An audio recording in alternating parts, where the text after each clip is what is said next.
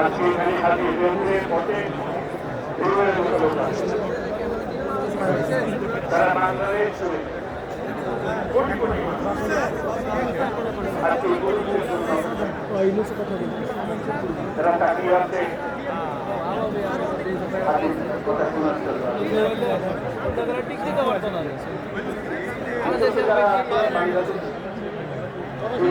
তারাও হাতির কথা জানতে চায়।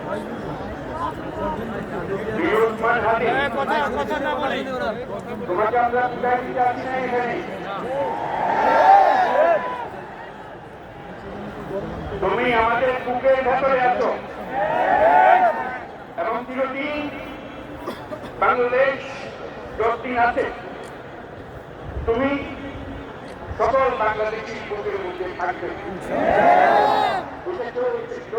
পারবে না। আমরা আজকে তোমাকে প্রিয় হাজি বিদায় দিতে আসিনি,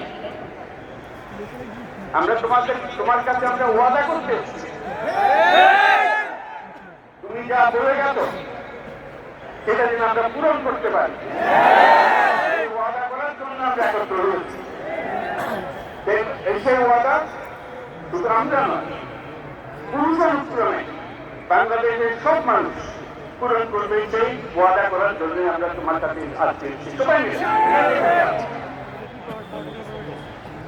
আমরা তোমার যে মানব প্রেম, তোমার যে ভঙ্গি, মানুষের সঙ্গে উঠা বসা, তোমার যে রাজনৈতিক দৃষ্টিভঙ্গি, সবাই প্রশংসা করছে, সেটা আমরা তোমাদের প্রাণে গ্রহণ করছি।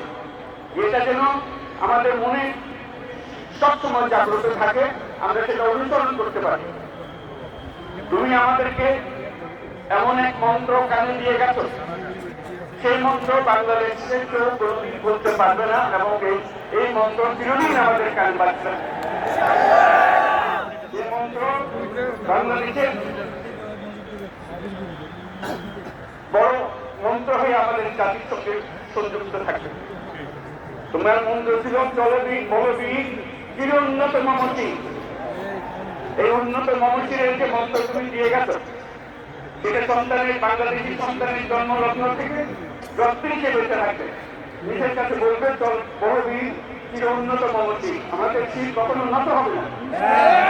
এই মন্ত্র তুমি আমাদেরকে দিয়ে গেছো, আমাদের সব কাজে সেটা আমরা প্রমাণ করবো। আমরা দুনিয়ার সামনে মাথা উঁচু করে করবো, কারো কাছে মাথা নত করবো না। সেই মন্ত্র তুমি আমাদেরকে দিয়ে গেছো, আমরা সেটা পূরণ করে যাবো। প্রিয় হাজি, তুমি নির্বাচনে অংশগ্রহণ করতে চেয়েছো এবং সেই নির্বাচনে অংশগ্রহণ করতে গিয়ে নির্বাচন কিভাবে করতে হয় তারও একটা প্রক্রিয়া জানিয়ে গেছে আমাদের।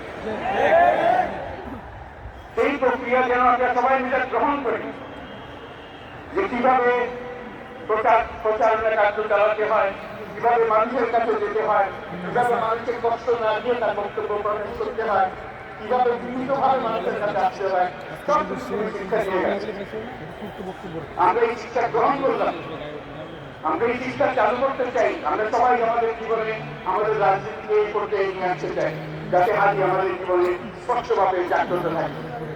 হাজি তুমি হারিয়ে যাবে না, তুমি কোনদিন কেউ তোমাকে ভুলতে পারবে না।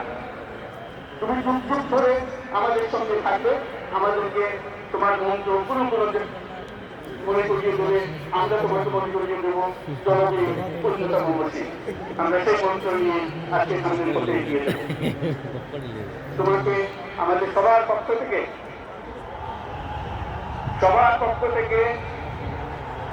তোমার সঙ্গে ওয়াদা করলাম, আজকে তোমাকে আল্লাহর হাতে আমানত রেখে গেলাম।